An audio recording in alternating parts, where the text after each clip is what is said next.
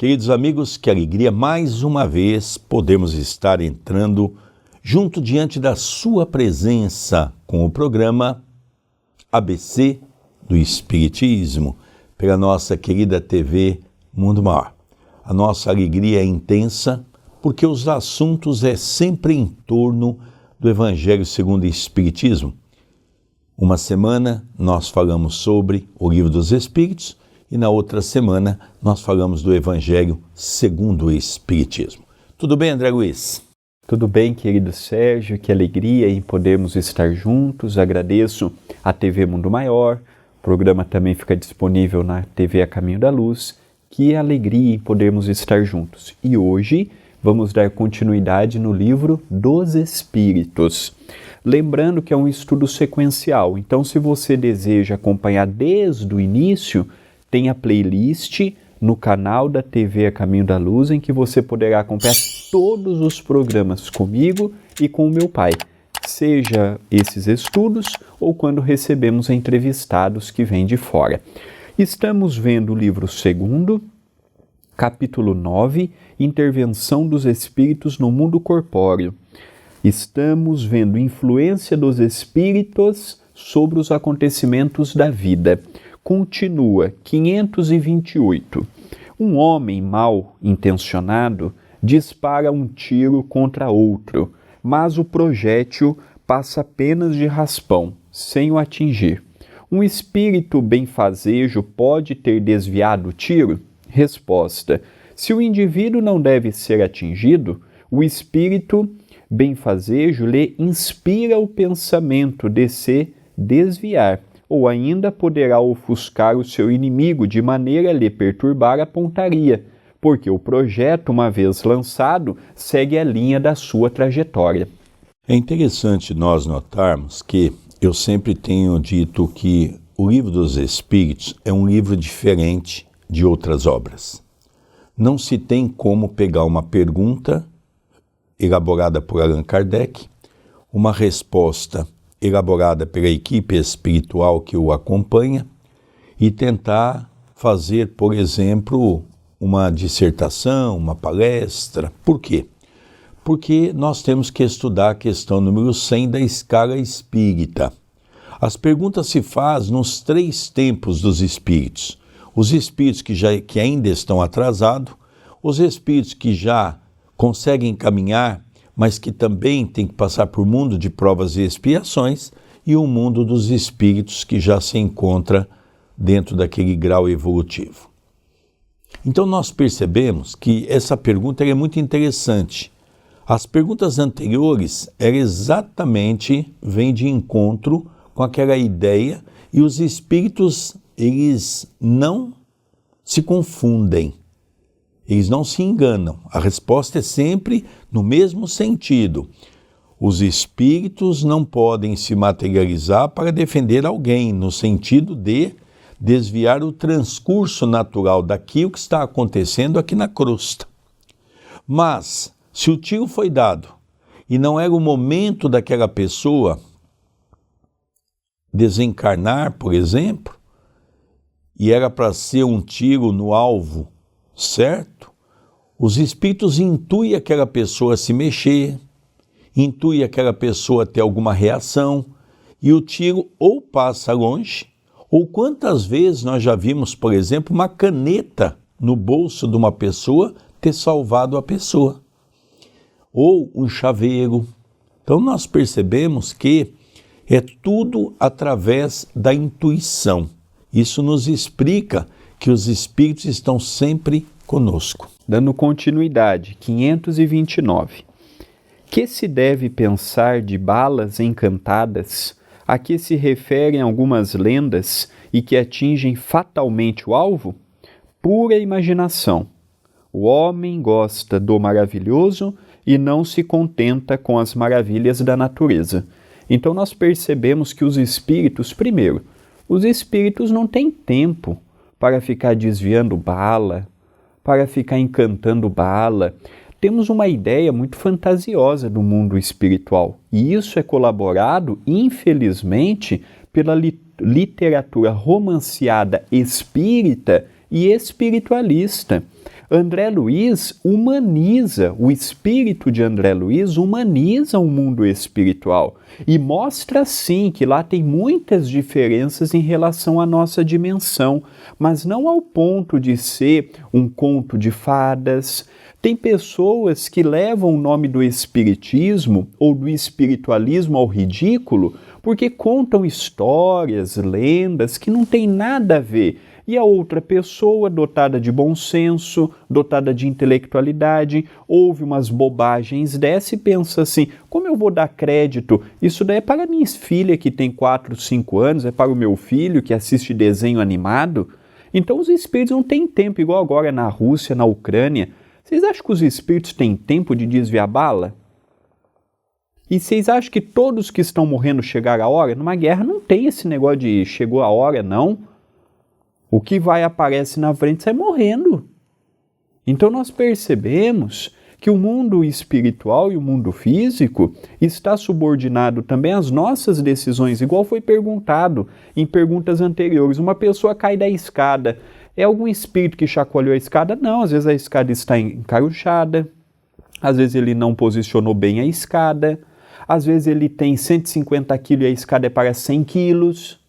Não são os espíritos que quebram a escada, que chacoalham a escada, ou que faz um raio cair na árvore onde a pessoa está embaixo dela. Precisamos ver que o mundo espiritual tem mais o que fazer. Hoje nós somos 8 bilhões de encarnados. Já pensou os espíritos cuidar de 8 bilhões ao ponto de ver quem está sendo alvo, quem não está? Então precisamos ver que o mundo espiritual ele e o mundo material, a relação é diferente. Muito do que passamos é fruto de nossas próprias escolhas e não da intervenção do mundo espiritual. Por isso, André, querido telespectador, que todas as perguntas se dão da mesma maneira, que é os espíritos intuindo aquelas criaturas que têm que passar dentro de um processo kármico por aquele momento. 529A. Os espíritos que dirigem os acontecimentos da vida podem ser contrariados por espíritos que tenham desejos em contrário? Resposta: o que Deus quer deve acontecer. Se há retardamento ou empecilho, é por sua vontade. Então nós percebemos que, lógico que existe, hoje nós já estudamos de maneira bastante ampla a questão do processo obsessivo, que o próprio Allan Kardec coloca no livro dos médiuns, e os espíritos podem tentar interferir da seguinte maneira, nos intuindo. Tudo é questão da intuição, seja para o bem, seja para o mal. Os espíritos hoje obsessores, eles não agem mais de maneira violenta como se agia há alguns anos atrás, onde as pessoas ficavam totalmente dementadas. Hoje, as obsessões, elas são de maneira mais clássica, ou seja, elas intuem a criatura dentro dos seus vícios. Por exemplo, uma pessoa que gosta de beber, ela vai intuir a pessoa para ir cada vez mais no caminho da bebida, que a pessoa vai acabar se matando a si próprio. A pessoa que tem um vício da sexualidade, os espíritos vão envolvendo a pessoa de maneira sutil, ela não se apercebe. E assim vai acontecendo na vida da pessoa. Então os mecanismos é sempre os mesmos. Só existe uma pessoa capaz de evitar toda a ação dos espíritos. Somos nós mesmos de não dar ouvido àquilo que eles estão sugerindo. Questão 530. Os espíritos levianos e brincalhões não podem provocar esses pequenos embaraços que se antepõem aos nossos projetos e transtornam as nossas previsões. Em uma palavra, são eles os autores do que vulgarmente chamamos as pequenas misérias da vida? Eles se comprazem nessas traquinices, que são provas para vós, destinadas a exercitar a vossa paciência, mas se cansam quando veem que nada conseguem. Entretanto, não seria justo nem exato responsabilizá-los por todas as vossas frustrações, das quais vós sois os principais autores, pelo vosso estouvamento. Convence-te, pois, de que se a tua baixela se quebra, é antes em virtude do teu descuido do que por culpa dos espíritos. Herdamos da Igreja Católica terceirizarmos o nosso problema. Então é culpa do diabo, é culpa de Satanás, é culpa do capeta, nunca é culpa da pessoa. Viemos para o centro espírita, muda essas pessoas para o obsessor. Então aqui a espiritualidade deixa claro, se você vigia o teu pensamento, se o teu lar está sob a base do evangelho, se você faz evangelho no lar, é uma pessoa com problema, com dor, com dificuldade, mas procura fazer da sua existência uma existência cristã, os espíritos malfeitores não vão chegar até nós.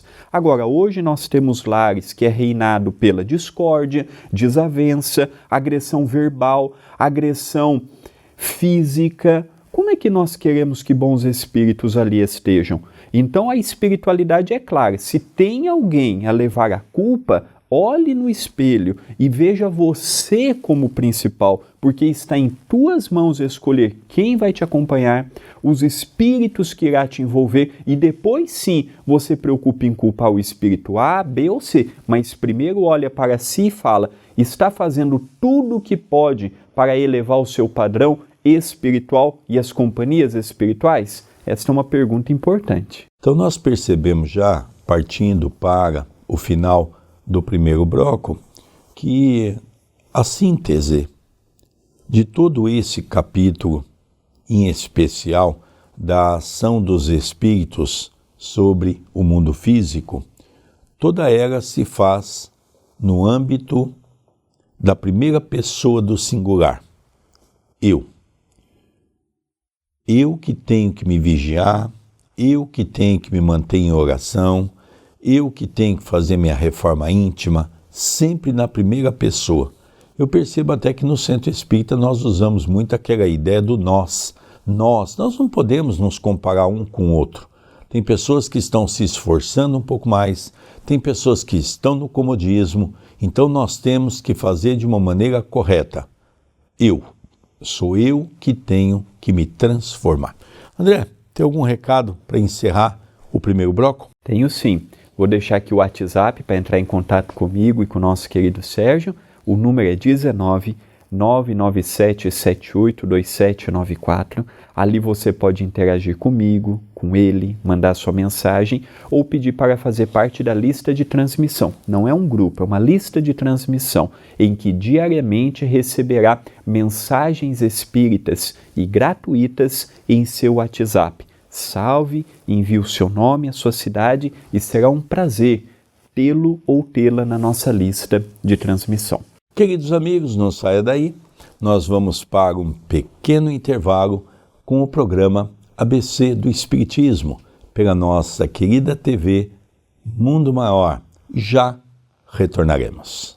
Já retornamos com o programa ABC do Espiritismo, pela TV Mundo Maior. Você sabe que esse programa é sempre apresentado por Sérgio Vilar e por André Luiz Querini Vilar. Hoje estamos estudando algumas questões de O Livro dos Espíritos, a interferência dos espíritos no mundo corpóreo. Nós vamos ver agora um pouquinho a continuidade desse capítulo. É isso mesmo, André Luiz? Exatamente. Questão 530A. Os espíritos que provocam discórdias agem em consequência de animosidades pessoais ou atacam ao primeiro que encontram, sem motivo determinado, por simples malícia? Resposta: por uma e outra coisa. Às vezes trata-se de inimigos que fizestes nesta vida ou em existência anterior e que vos perseguem. De outras vezes não há nenhum motivo.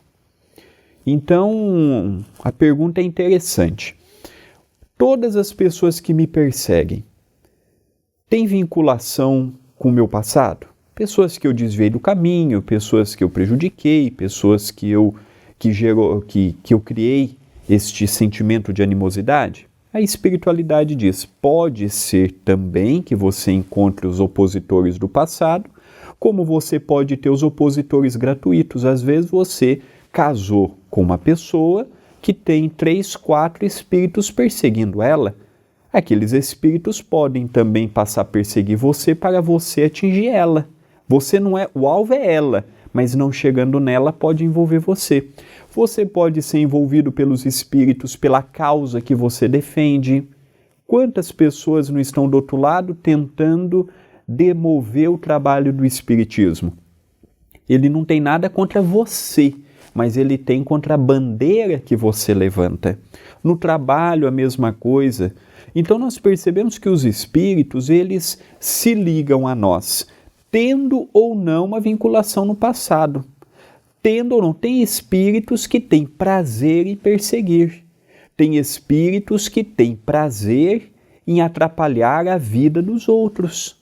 Ele não está ali preocupado, ele faz por alegria, por divertimento. Da mesma forma que é gostoso para quem gosta de ver uma partida de futebol, tem espíritos no plano inferior que é gostoso quando ele vê uma pessoa se dando mal, uma pessoa tendo problema no casamento, uma pessoa tendo problema no trabalho, ele se compraz com aquilo. Aquilo é motivo de alegria, tanto quanto para um virtuoso, é alegre você dar um prato de comida e a pessoa virar para você e falar assim, Deus lhe pague. O sentimento é o mesmo, a alegria é a mesma. Da mesma forma que eu me empenho em fazer o bem, tem muita gente empenhada em fazer o mal. Questão 531. O rancor dos seres que nos fizeram mal na terra extingue-se com a sua vida corpórea? Resposta: muitas vezes reconhecem sua injustiça e o mal que fizeram, mas muitas vezes também vos perseguem com o seu ódio, se Deus o permite, para continuar a vos experimentar. Essa é uma pergunta que muitas pessoas perguntam para nós, os dirigentes de uma casa espírita. Por que eles estão sofrendo pelo processo obsessivo? Nós devíamos ter visto isso numa existência anterior, pelos males que nós cometemos, gerado pelo nosso orgulho, pelo nosso egoísmo, pela nossa vaidade, pela nossa cobiça, pela nossa ambição. Nós devíamos ter visto isso lá atrás, onde nós magoamos, ferimos, condenamos muitas pessoas, inclusive com os seus familiares. É natural que esse ódio muitas vezes transcenda o túmulo e acompanham. Tem pessoas que estão aí se degradando na batalha do ódio há séculos, no processo de reencarnação. Hoje um persegue o outro, amanhã aquele que está encarnado desencarna, vai para o mundo espiritual, o outro reencarna, e continua a perseguição até que um deles um dia perceba que é hora de mudar, é hora de começar a entender o amor e é hora de começar a trabalhar pela sua reforma íntima, e é quando passa a ter o auxílio da espiritualidade maior. Na TV A Caminho da Luz, toda quarta, sexta e sábado, às 20h15, entra um programa inédito, um estudo inédito das obras de André Luiz. Estamos no livro Nos Domínios da Mediunidade. E tem um dos espíritos que foi socorrido e descrito por André Luiz, que ele havia sido um carrasco no século XI, na Itália. Vejamos bem, há quase 1000 anos, aquele espírito estava parado no tempo, perseguindo e sendo perseguido. Em 1000 anos, quanto planeta já não evoluiu? E aquele espírito parado no tempo e no espaço. Então nós vemos que realmente o ódio, ele não tem tempo. O mundo todo pode estar evoluindo e ele continua recalcitrante, vindo em conformidade com o que o meu pai há pouco disse. Questão seguinte, acompanhada de uma colocação de Allan Kardec, 531A. Pode-se pôr termo a isso e por que meio? Resposta: sim, pode-se orar por eles, e ao se lhes retribuir o mal com o bem, acabarão por compreender os seus erros. De resto, se souberdes colocar-vos acima de suas maquinações, cessarão de fazê-las ao verem que nada lucram. Comentário do codificador. A experiência prova que certos espíritos prosseguem na sua vingança, de uma existência a outra, e que assim expiaremos, cedo ou tarde, os males que pudermos ter acarretado a alguém. Então, a espiritualidade, uma vez mais, diz que os espíritos não persistem quando não tem êxito. A espiritualidade nos tenta em nossas fragilidades. É o sexo, é o dinheiro, é a fama, é a luxúria, é a vaidade. Se eu não tenho tendência ao vício do álcool, eles não vão tentar no álcool, porque sabem que não vão me atingir. Mas se eu tenho uma outra mazela, eles vão me tentar por aquela. E quando eles percebem que estamos ali firmes, tem uma crônica escrita por Humberto de Campos pelas mãos do Chico, que fala de uma assembleia no mundo inferior, numa região inferior, e aí eles estavam tentando tirar do bom caminho um cristão. E um deles falou, vamos tentar no sexo. Ah, já tentamos e não tivemos êxito. Ah, então vamos tentar no poder, vamos fazer com que ele imagine ser o todo-poderoso. Já tentamos, não conseguimos. Então vamos dar para a instituição muito dinheiro. Vamos ver se ele não vai se perder na fama, no dinheiro, na riqueza. Deram dinheiro, não se perdeu. Aí o chefe destes espíritos inferiores disse assim, esse é um legítimo cristão.